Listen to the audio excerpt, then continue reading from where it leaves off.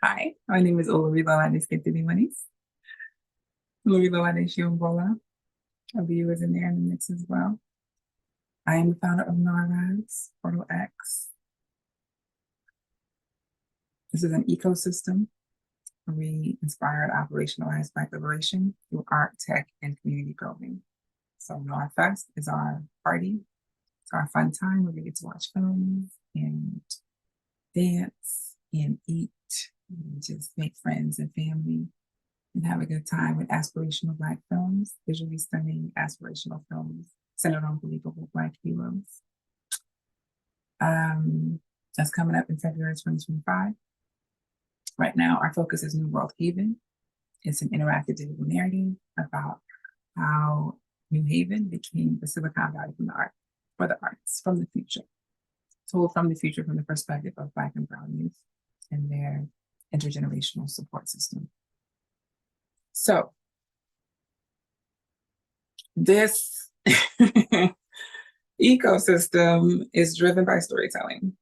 Our primary activity right now, and really for the majority of our time, if you were to look at the span of the work that we've done, a lot of it has been storytelling. Some of it has been building technology, which I'm super, super proud of, super excited about. I'll tell you about our Brooklyn Arts Council project a little bit in a moment. But yeah, we have an arsenal of data and stories, right? And it's really important that Black people especially understand the power of data and the power of stories. And I'm going to probably use them interchangeably at times because stories are data, right? Stories give us information. And that's what data is, right? But when we use the term data, it's used more often in a more technical context where we're talking about computers and and digital systems, right? And cloud storage and all that type of stuff. But really it just boils down to information, right? And in this era, when we call it data, it's because we've learned how to process it better. It's because we've learned how to utilize it better. It's because we've learned how to parse it and get the information that we need from it. So we process it, we manipulate it, we train it, we ask it questions, right? That's all new. And so that's where the data term comes in, but really it's information. It's all stories, right? And so helping us as Black folk to understand the power of stories, because I find myself saying this a lot to folks and people having light bulb moments, because most of us don't realize how powerful stories are and how our thinking is shaped by stories. I would say, I've always been a storyteller all my life, but when did I become conscious of the way these things work is probably my communications class in my freshman year in college. I always I should have been a communications major. And I have, in my own ways, studied communications since then, but I probably will do some more formal training, even if it's just online. If you're somebody who's trying to, up your communication skills, let me know. Maybe we can study together. So yeah, in that class, that was when my eyes were open to really understand how propaganda works, right? And to see how we were being propagandized through television and media. Literally, like it was a light bulb moment. Everything made sense. The professor was really effective. And so ever since then, I've looked at all communications from that lens, knowing that every message that you get comes from somebody with an intention or an agenda or whatever it is that they are seeking to get across. And so you have to question then, do their intentions align with your intentions, right? Because we can talk about good and bad intentions all day, but what do you want for yourself? And what do they want for you and people like you, right? And so when you think about it from that perspective, you have to understand which stories you really ought to let filter into your mind, because you are a computer, you are a supercomputer, you're processing data constantly. Every image that you take in, everything that you see around you, you are processing data, right? You're internalizing it, you're intellectualizing, you're processing it. Some of it is happening so instantly, you're not even conscious of it, but that's why you're a supercomputer, right? And so as you're processing this data, you are filtering it through the previous data that you've had, right? And so that is what shapes your perspective and your understanding of situations and realities, right?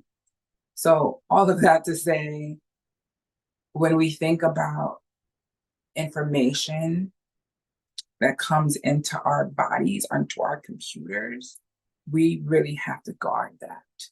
We really have to be responsible for being careful what information we let in, what data we allow into our computer, because there's some data that can corrupt it, right? There's some data that causes viruses, right? And so how do we protect, what is our antivirus? What is our security system for our physical vessel against the data and the information that comes into it? You understand what I'm saying? Okay. I hope you understand. If you're a technologist, I hope it's making sense for you. And if not, you probably would put it together, right? But if you think about yourself as a computer, then you'll recognize that the information that comes as input in, output out, right? Is what comes in, what do you get out based on that? And so you're being constituted every day by the stories that you're taking and the beliefs that you are cultivating within your body, within yourself, within your cells. And so what you are believing is what you are then thinking and seeing the world from, and that's what you are creating. And so if you want to create something different from what you are currently experiencing, then the information that you take in is going to have to change, right? Because when they say that, you know, you have to control your thoughts, you have to control your thoughts, you have to control your thoughts, it's a lot easier for white folks to do that than it is for Black folks. Because at the end of the day, white folks have lots of imagery of people doing dope shit. The type of shit they might want to do. That's like their whole world. But for us, we have to actively look for those images. I think I just unlocked something because I've been wondering like why, you know, I don't want to take that. Like I don't want to like, oh, these Dylan James and these type of people stuff is too hard for Black folks. I don't want to accept that. But I noticed that we don't have, you know, as quick of results. Even when we know these things, our results are not as quick as some other folks.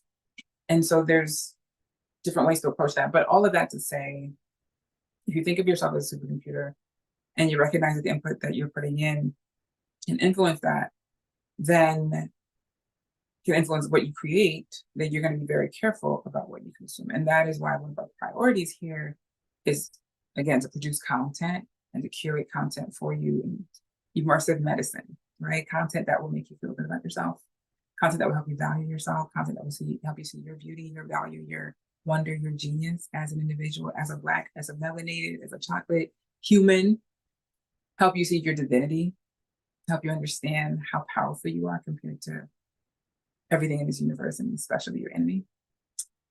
Yeah, and just help you to really focus on like creating your highest destiny and that for yourself and your families, right? So to talk about strategic storytelling, I want to be a little bit more specific about what we do, what we have. And our first client formally for this was Alliance for Africa's Intelligence. And so what we basically agreed to do for them, we still owe them some content, but we did a lot. And that was the first time we learned how much it actually costs to do this type of work, right?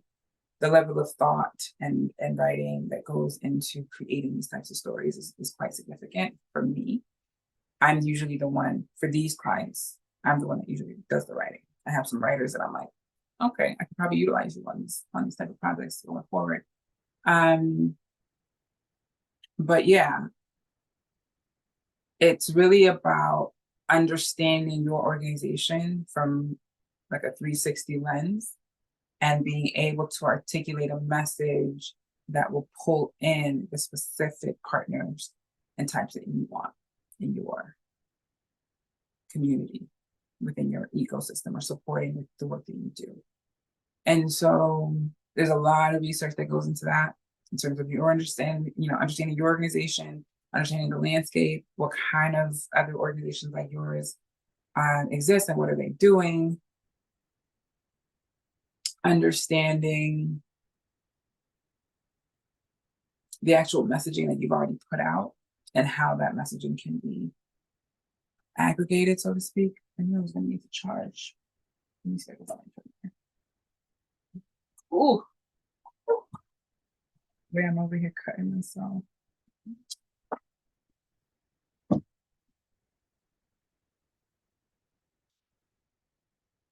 Yeah, so it is in the bag.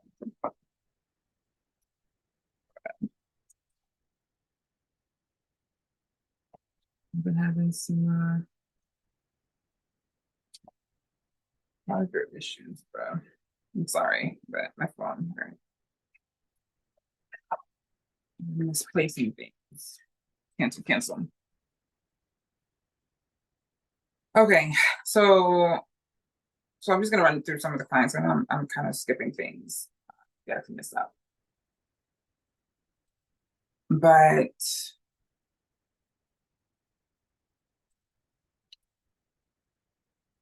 so we did that for Alliance for Africa's Intelligence. It takes a lot to complete those stories, but what we do kind of to,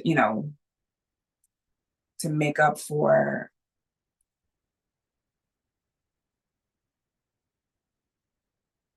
different types of content. Like, I don't know. It's like I'm trying to say 10 things at the same time, but ultimately, when we do storytelling packages, we have a few different types of storytelling that we can plug in and out, right? So the number one thing we're going to want to do is an article or a series of articles, right? We have a platform, NowPress.org. It is the place where you see Black brilliance, right? The best of Black brilliance. And especially the lesser known, right? We are getting the information from the horse's mouth because I'm connected to a lot of these people socially, right? And so I'm getting these stories directly from them.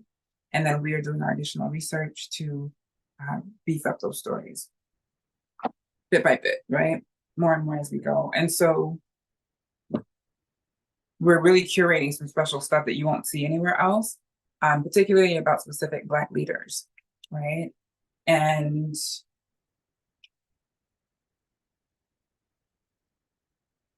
just the visuals and the approach to the writing is not popular on the Black media scene, right? It doesn't really exist to my knowledge. I'm gonna plug this in.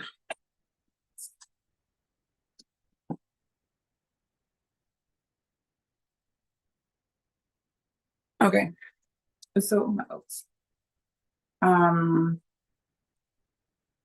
So yeah, I think I made my point, right? I hope I have. But the importance of storytelling for us, we are constantly being told stories. When you look at the news, the media, the TV we consume, you have to understand that the people behind those stories have their own intentions, right? The people who greenlight what kind of stories get told, the people who have the money to decide what stories are going to be filmed and distributed globally, you have to understand what are their motivations, what are their policy positions, where do they invest the most of their money, what organizations do they support the most, right? What are their public statements about equity and people of color and things like that, right? So the more you pay attention to the fact that the content that you're getting, the information that you're getting, the data that you're consuming, your supercomputer is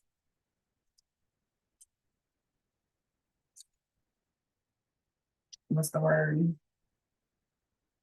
It's it's tainted in a sense, right? Everything is influenced by somebody's thinking. The more you recognize that, the more you'll see that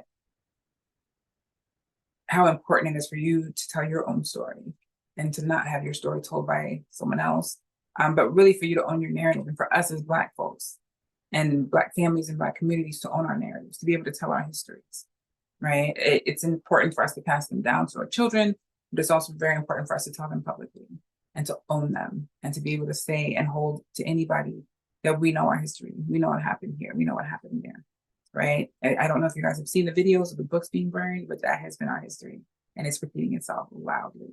We have had that happen several times in history where invaders, colonizers, settlers have burned our books in our history.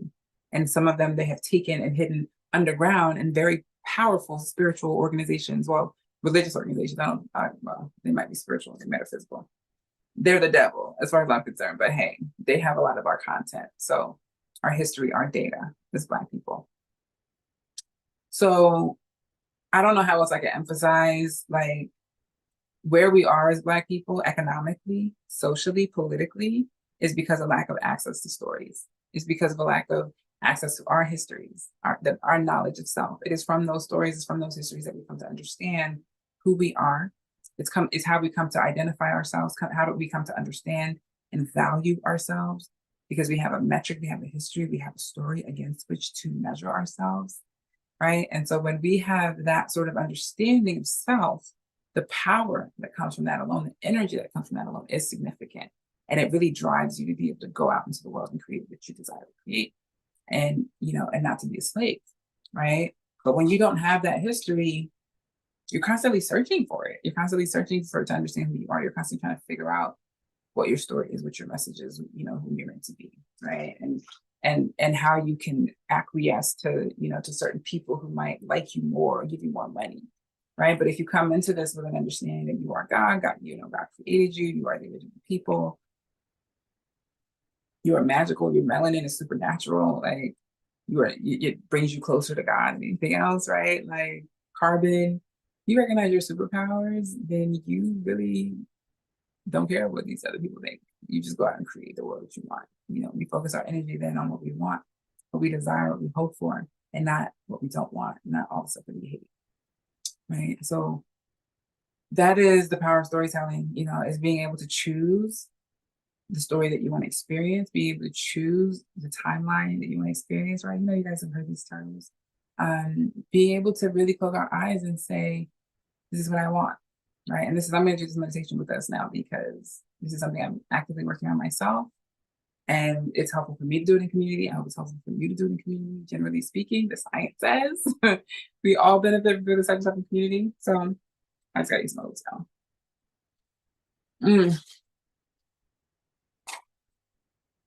Yeah, so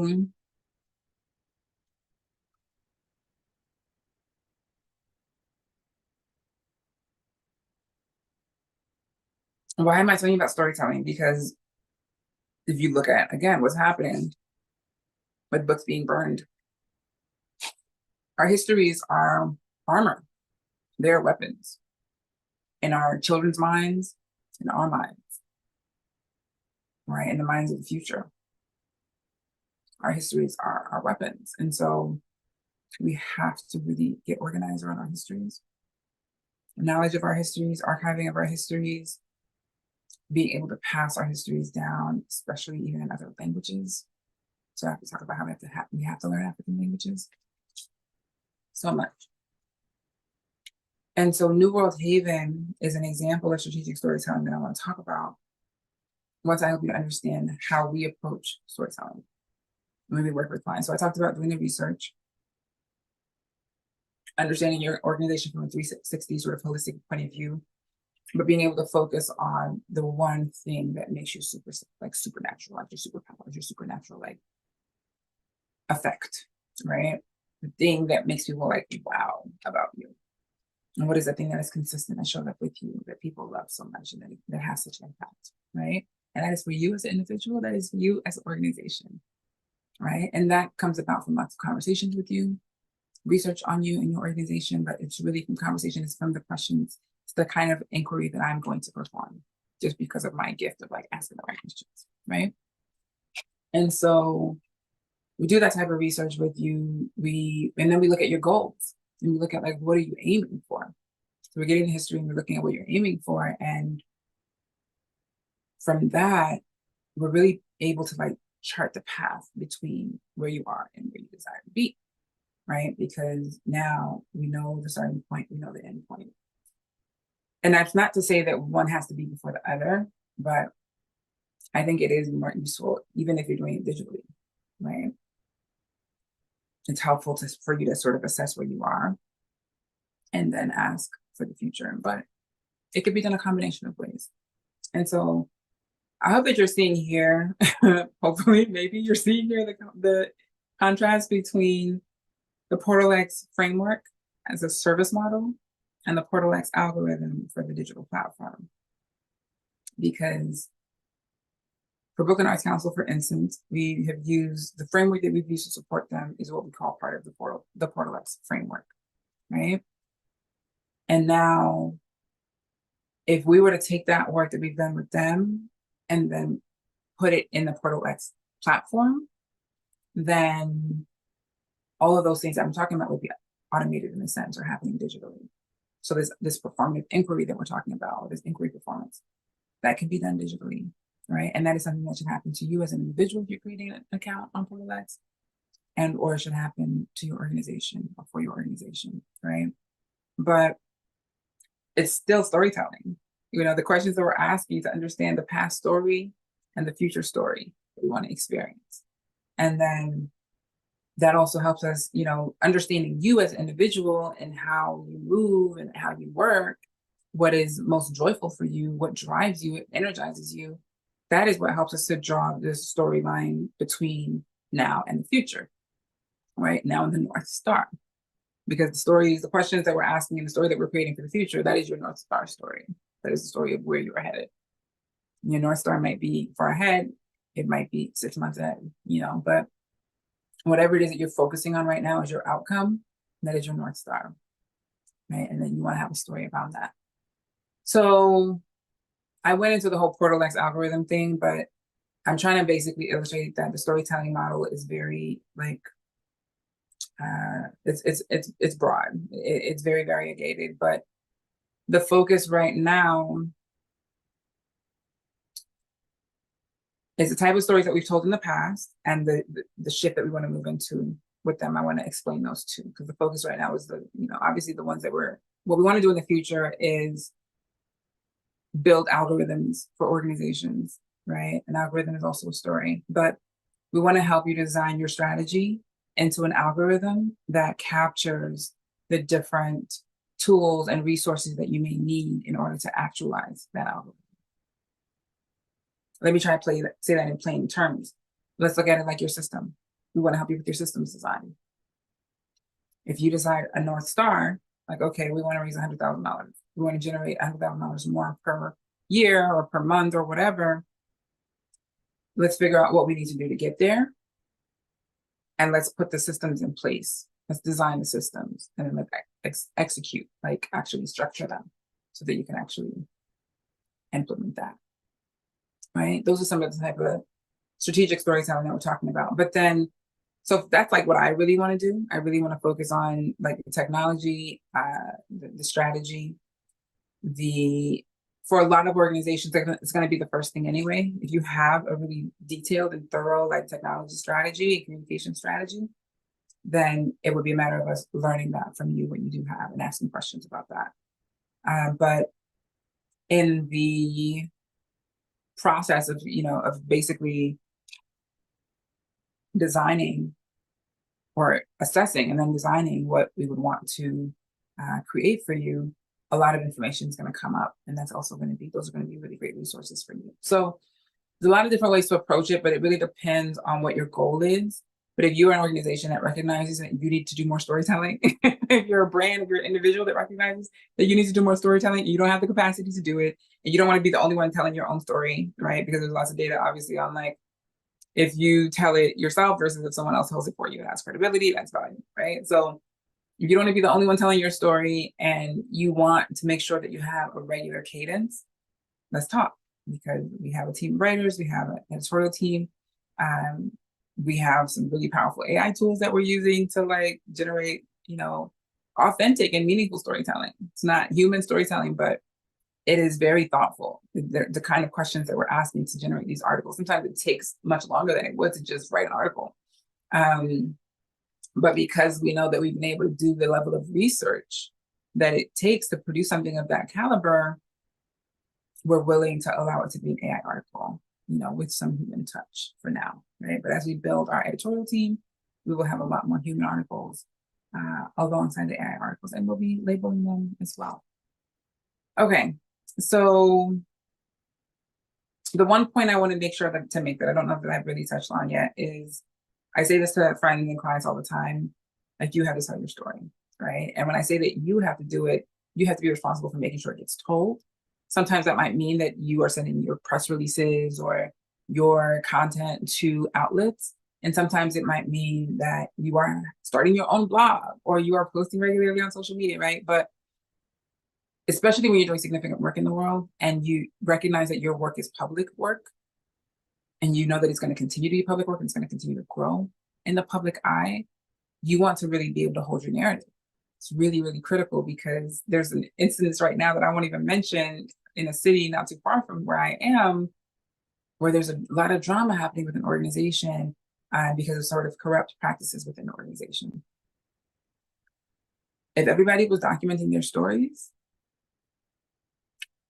they would have additional support, and documenting their stories publicly, they would have additional support to whatever they're saying now that they're having this major public conflict, right? But it's about legacy, but it's also about value. It's about brand. It's about recognizing that this is a story that's important enough to tell, right? The fact that you are telling the story, it elevates the importance of who you are and what you're doing in your brand, because you haven't seen fit, or somebody has seen fit to invest in documenting the story. Somebody has seen that this is important enough that we should document the story, right? And if that somebody is you, that is way better than that somebody being nobody, right?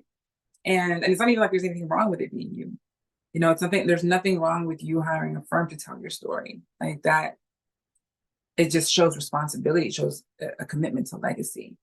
It shows, I love what Brooklyn Arts Council is doing now, this thing with institutional storytelling, right? Storytelling is so important. So with New World Haven, what we're doing there is, like I've said before, we will be publishing installments of the narrative on digital screens in different locations throughout the city of New Haven. And it will be an anime, basically like an anime comic strip on these screens to start. And it will tell the story of how New Haven became Silicon Valley from the arts, from the perspective of Black and Brown youth from the future, with their intergenerational support systems, right? On Instagram, I was talking about the why, and it's just like this, my attachment with New Haven. But also as a Yalie, having seen what Black people experience in New Haven, after I've had the privilege of going to Yale, it's really eye-opening. It's really jarring. It's really like surprising and heartbreaking, And so in every New Havenite that I've met, for the most part, has been very nice, very sweet, very warm people, but really bitter about what Yale has done to the city. And that made me very curious. And there's still a lot that I'm still uncovering and learning. But the idea that there are a lot of people here who want to cross the barriers, who want to heal the wounds, who want to work as a community, because there is so much commitment to creativity and change. There's a lot of effort for people to really work together across social lines, neighborhood lines, et cetera. And so in order for that harmony to exist, where these groups can really work together long term, it helps to be able to show the stories of their histories together, like their different communities, how they've interacted in the past, and how they come together, and how the dynamic that it is today came to be what it is today, and what's possible for the future, and what does each group individually hope for the future, and what might be the meeting points of that, right? And so these are some of the different aspects of what we hope to cover in New World Haven. The comic strip is limited, so we probably can only do like 12 installments right now. That's going to depend on our illustrator, because our illustrator, right? But we might have found another one. We're working on getting replacements, multiple replacements. So if you know an illustrator who could do anime, please send them our way. I'm just remembering this one, I got a contact. Yeah. So we're going to have it up on the screen, and there will be space for advertising, right? And so you can have your narrative be part of the story, and or you can have an ad at the end of the story, right? Each installment give me a visual ad. So the content will cycle on the tablets or on the screens. Some of them will be tablets, and they might be larger screens. The content will cycle, and it'll cycle between the comic strip and the ads, right? And like I said, you could be at a level of being in the narrative, or you could be on an ad at the end of it, or both, ultimately, right? So, and doing that, so let me just walk you through, if you were to be a partner in New World Haven. So what I can tell you about the story of New World Haven, what you're going to see is, you're going to see a bit from the Black Panther trials in May Day in New Haven. You're going to see a little bit about the first historically Black college university that would have been established in New Haven, that was started by Yaleys. And then you're going to see the future. You're going to see the future that people have dreamed from different communities. That is data that we're still collecting, but we have ideated a little bit on that. We want to hear your feedback. Look at some of the images on the newworldhaven.org page.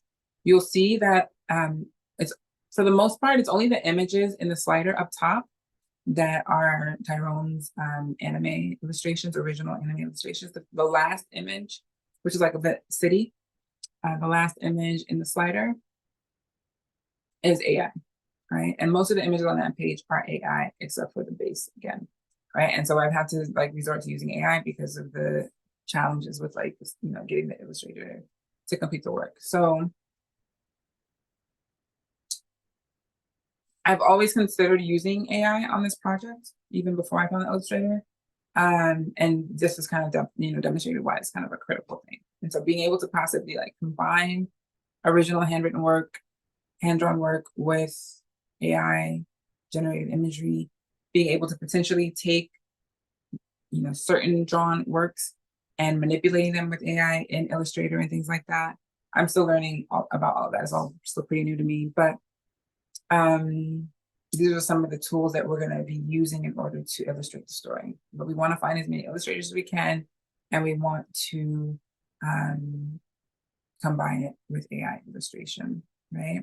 But the story will be on the screens. You'll have the option, you know, the opportunity to be in the narrative and next to the narrative. And so if you are somebody who ends up being in the narrative, your story will be told alongside the story of the children, you know, and of New World Haven. The story of how New World Haven comes to be, the story of how the youth are traveling in time. They're learning about histories while they are in the future developing chips and different technological tools and making music and just being kids.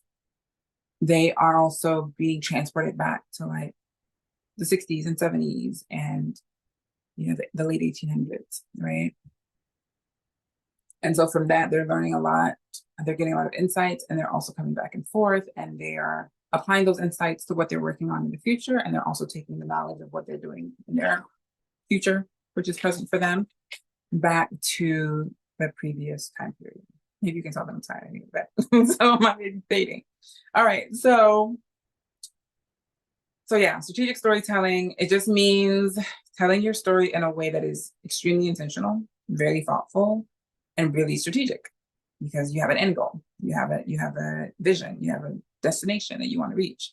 And so you are telling the story in such a way that you are highlighting what it is that's going to get you to that destination, right? And I'll just do like a quick snippet. I'm like, my organization, my destination is, my North Star is for NAR Labs to be quintessential institution for liberating Black people, right? And there's a term that would describe it to a T for you, but I'm not going to say that on live because there's reasons. But just think of it as an institution that is focused on the support of the communities that it serves through education, through cultivation, social cultivation, community cultivation, language cultivation, cultural education, cultural cultivation, financial cultivation, economic growth, economic thriving. Look at our website, narlabs.org, and look at some of the different things, especially on the build section. That is our North Star, right? And so what is the story that we tell? We tell a story of the spiritual calling that like called me to do this work and the spiritual blessing that has brought so many amazing people to the work to support us as we have figured it out, building the ship while flying it. Excuse me. We tell the story of our successes, being recognized at Yale for the establishment of this entity, being recognized by the founder of Sun City, being recognized by Harambeans, being recognized by all these different organizations. We tell the story of the size of our community, 13,000 people, which has been pretty much stagnant for a while, but it has grown in some places and shrunk in other places. So, and that's with us producing almost no content. So now that we're getting more consistent, we're going to see some major growth. And I'll explain why that is too. But yeah, so we tell the story of our skills, our genius, right? Our particular genius, my particular genius, the genius of our team, and all who work with us, right? The insights, the vision, the strategy, and also the quality, the attention to quality, the attention to detail, the attention to value, to premium nature. Something that's being cultivated. We're continually growing and evolving these days. So we tell these stories, and then we tell the stories of our partners, we tell the stories of the people who've supported us, the people who have uplifted us, the people who have opened doors for us, and been part of our success and part of our journey. And so shout out to Yosai City, shout out to Harambeans, shout out to so many people, but now the Mellon Foundation and New Haven Arts Council, a big piece of it. Amazon, shout out to Amazon for the support that they gave our business. So we've been supported in different ways. It has really been about me being challenged to focus, but also to trust, to really believe that I can do this and it's worth doing, and that I am being supported. Being able to receive the support that is coming, and being able to trust that more support is coming. That the support is here is not just a loaner, but that there will always be support. Right. So thank you to all who support us. Thank you to our earliest investors, Ifani, Dominic, Nathaniel, we appreciate you. Shout out to our forever investor, Melinda, and Uncle John, and then my Virgo family have been holding it down. Shout out to Ye. She's invested in many for years. Her intellect, her genius, and her love, and her patience. Please let's shower Ye with blessings. Please just pour her Cash App is Citrus and Cinnamon. I think there's an underscore in there, but her picture should be there. I will put it up. Yes, Cash App Ye, any day, all day, a day. All right, Citrus and Cinnamon, she will love it.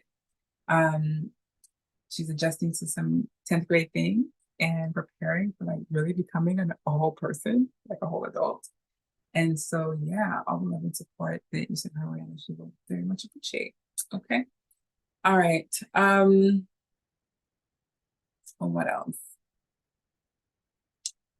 So the way that we work with folks is to do your research, choose that North Star route, and then figure out what's the best thing to do, right? Where does storytelling come in? Where does technology come in? Where does data come in? Where does strategy come in? All of those things. What makes the most sense? What kind of budget are you working with? And then we see what we can do, right? But there tends to be a strategic storytelling aspect somewhere. And there's an internal aspect in terms of cultivating your team. There's an external aspect in terms of cultivating your community, the people that you're engaging. How do you engage them with stories to tell to them? What are your goals with that? What data do you collect? And how do you communicate the data, et cetera, right? So what else? I could go on and on. But if you want to work with us, if you need help figuring out your story, if you need help sussing out what questions to ponder in thinking about writing your story or having your story documented, if you just want to have a session, talk it through, you can email team@NARLabs, team@NARLabs.org. You can also go to narlabs.space and fill out the form. There's a form on the page, and that'll get to us. And yeah, that's about it. You can probably DM us on Instagram or whatever. But yeah, right now we're fundraising for New World Haven. And so there will be some perks actually. So if you work with us, there's a number of perks that we're creating for New World Haven, including artwork, including downloads, archival data. So yeah, so if you come on now, you're going to get some perks from New World Haven, supporting New World Haven. Yeah, all right. So let me not miss anything. I could pick it up on the next time, but tell your story, document your story, tell your kids your story, tell your employees your story of the story of your organization. Let your employees tell each other their stories so they can connect more authentically, more meaningfully. And tell your story of your organization to your community, to your constituents, to the people that you serve, so that they can feel how real that you are and how meaningful your work is to you. And they can support that from that understanding, and they can share their stories with you. And that is information that helps you to better serve them, right? So we could talk about this some more next time. I'll maybe talk about data, etc. next time. All right, peace. Let me end the live stream. I just end the whole thing.